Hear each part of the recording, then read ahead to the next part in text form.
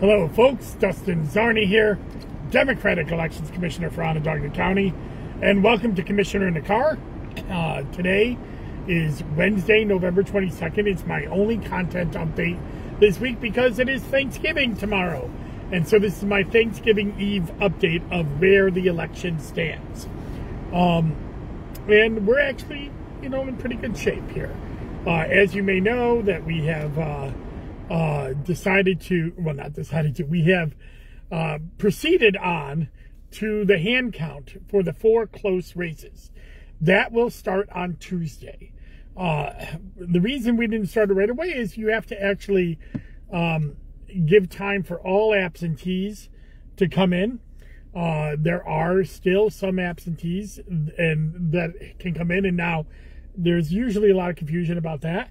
The new law that allows us to cure absentees are, where if there's a defect with the ballot, we cure those absentees. They are due, the last few cures are due on November 24th, which is actually Monday. Actually this weekend. So it'll be postmarked by November 24th, is those cures. There's only like 5 or 6 more absentees out there. We've gotten about a dozen absentees in since the final deadline on November 14th, which is the regular deadline for just absentees coming in. And the ones that are coming in now are all, after November 14th are all cured ballots, which means that we got the ballot by a certain deadline and that was legally received, but there was a defect in the ballot, and so we send out a cure notice to the voter, giving them a chance to do an affirmation to say, yes, I meant to send in the ballot, I meant to, sign it right, whatever the issue may be. These are hyper-technical issues, and everybody, there's no thought that these people aren't eligible to vote. They absolutely are. They were sent out a ballot. They qualified for the absentees, and for some reason, some of them may be just no postmark on the ballot at all, and we received it after Election Day, and that's a new law that has affected, and that's where a lot of these last ones are, is that we received them with no postmark on it. We have no proof that they mailed it in after Election Day, so we're sending out cures for them to swear that they did send it on Election Day. So these are the last few. And once those come in, or the deadline passes, which is Monday, we can then start the hand count.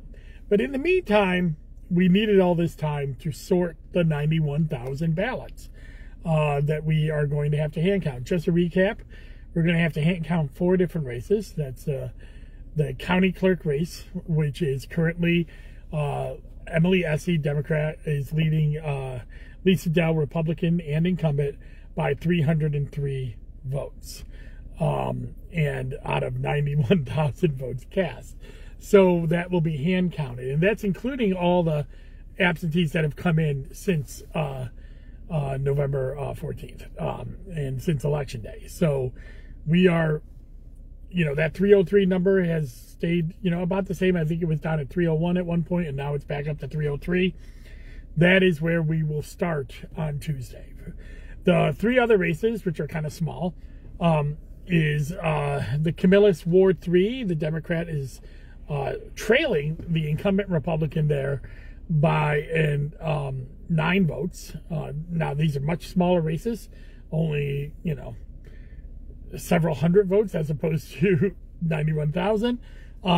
But we still have to do the hand count because it's less than 20 votes separating the two, the top vote getter and the second vote getter. So we still have to do that. Spafford Town Council, where the Democrat is trailing the Republican by 19 votes.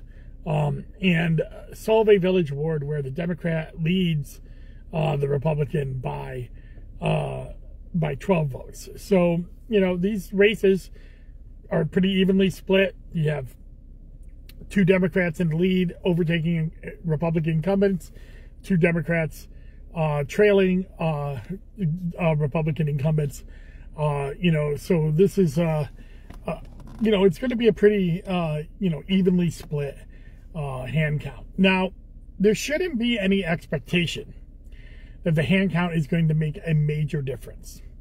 What the hand count is there for is to make sure all the physical ballots that were tallied by the machines are tallied correctly, and that any defects to a ballot that a machine would not be able to read, such as writing on a ballot, which will throw out the ballot. So those are the ones that can get thrown out, and there's going to be others where a mark was made on a ballot that is so light that the machine can't read it, and that would be something subject to voter intent that we would have to rule on. So we are going to start that on Tuesday, and after we get done physically inspecting each physical ballot, we will have an idea of how we're going to certify the race. Now, none of these 4 races have gone to court, which means that the final say will be the commissioners, but it's not necessarily the final say, because just because they don't go to court before an election is certified doesn't mean that they can't go to court after. So what happened last year with Senate District 50, where they went to court, on election day or the day before, and just to be ready for the close race. And then we had a court-monitored hand count.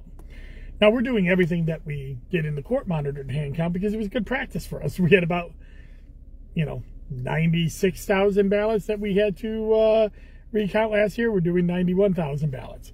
The big difference is it's not just one half of the county. It's the entire county, which means that it's 442 election districts as opposed to, like the 230 or so that we counted last time. And you may say, well, it's the same number of ballots, so why would it be different? Well, it might be a little harder this time because when you have more election districts, that means you have more counting groups, and it slows down the process a little bit. That being said, there's less ballots in every election district, so we'll see how this times out. But the big thing that I think will make the hand count go pretty well next week is that we are, not going to have aggressive count, people in there making objections, because most of the objections that came last year were thrown out, and there were a handful of objections that were ruled on, and they went both ways. But that's why the race last year, the big race, was 10 votes apart across 96,000 ballots. This one is 303 votes apart. And while still eligible for the hand count, it's just under the eligibility for the hand count. And it's not as, the weight of the election doesn't bear on each individual ballot like it did last year. So we're, we're going to have to see how this all plays out. So we have Monday, we're off this weekend. We have Monday where we're putting the final touches and getting the paperwork and being ready for the hand count. And then starting on Tuesday, we will have 10 teams going there. The 3 small races we will have done right away. We'll be counting those with the county clerk. We'll count the election district for the county clerk's race, and then we'll count it again for the small race that is within the hand count ratio. So I expect Tuesday night, and I will be doing Commissioner card Tuesday night, we will have some finality on those 3 races. But the county clerk will take 5 to 6 days. So if we start on Tuesday, we're going to work 4 days, and then we'll have either the following Monday or Tuesday we will be done. I'll know more, knowing how many ballots we got through and how many election districts we got through on the first day. So next Tuesday, and then maybe by the end of the week, we'll kind of really know exactly where we are going. So that is what is going on with the hand count. So again, 4 races: county clerk, 303 ballots out of about 91,000 cast, separating them. And then Camillus Ward 3, 9 votes separating them out of several hundred votes cast. And then Spafford Town Council, 19 votes out of only like less than 500 votes cast. And same with Solvay Village Ward 1, 12 votes less than 500 cast. So I'm gonna get going here because a lot of people, you know, I'm gonna be spending some time with my family. I'm gonna be out. There's a Celtic game tonight I want to watch. But one thing that I want to leave you with is a little advice. If you're watching Commissioner Carr, all dozen of you that are watching this or listening to it, you're obviously very politically into. You want to make the world a better place, and I appreciate that. Going into Thanksgiving, you know, there's always this tendency to fight with your relatives about political topics on Thanksgiving, and I suggest that maybe you take a break. Next year is going to be a very intense year, and I'm not being over dramatic to say the fate of our democracy may rest on next year's elections. That being said, your family is your family, and you're going to have older relatives or younger relatives that disagree with you in dramatic ways, and you're not solving that problem on Thanksgiving. So take a break, rest, enjoy the company of your family. Remember that they are the ones that have brought you there, and if you're not around family, enjoy the companies of loved ones, I hope, as well. I'm going to take a break from politics this weekend as well. I will not have any content updates.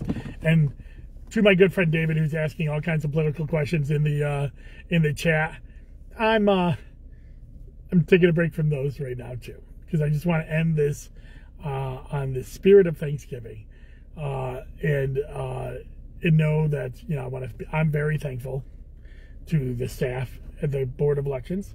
I'm very thankful to the candidates on both sides of the aisle this last year that put their names forward to run for office. I'm thankful, of course, for my family and my dogs, and the house we live in, and so many blessings that have come my way this last year. And I hope that your last year was something that you can be thankful for as well. And if it's not, if you can't find something to be thankful for this weekend, then know that there are people out there in your life that are willing to help you and be a part of your life. You just have to reach out to it. So, you know, I hope, and if you don't know those people, you know me. I hope that you find some thankfulness this weekend. Take some time to yourself, and know that next year is going to be a dramatic and tough year. And you know, appreciate the things that you have in your life right now that will make next year better. And that's all I got. Well, next week I'll be back with the Commissioner Carr on Tuesday. We'll be talking about where we stand in the hand count. Hopefully a decision on those three small races as we continue on with the county clerk. Then on Thursday, I'll be back with my Zoom with Zarni, and we'll be talking to Jared Berg of Vote Early New York. We'll be talking about early voting by mail coming next year to next year's elections. It's a brand new way of voting, and Jared and I are going to talk about that, and also the issues that are going on with that in the court system right now. And then finally, I will be back with my weekly wonks next weekend. I will be starting off with some takeaways from the 2023 election that may have not been reported as I'm waiting for the election to be certified so I can do some data analysis of that. And then we will get into the early and absentee voting and election day and overall turnout, and then start looking at, some other weekly wonks that I'm going to do as we look towards the presidential election, and some topics that I want to discuss, such as the Electoral College and also our primary system. There are some things that I feel could be better, and I have those weekly wonks lined up. And then next year, of course, we will start getting into the congressional, Senate, and Assembly districts, as well as any of the races that might be up next year. That'll come later next year. So take care. Go to dustinsarney.com. You can subscribe for free. It's part of, I pay for it out of my own pocket. It's part of my wish to give back and educate the community. You'll never have ads. I don't get paid for it. I only pay out for it. So please go there. You can get an email notification every time there's election news or content updates such as this. So take care and enjoy your holiday weekend. Bye-bye.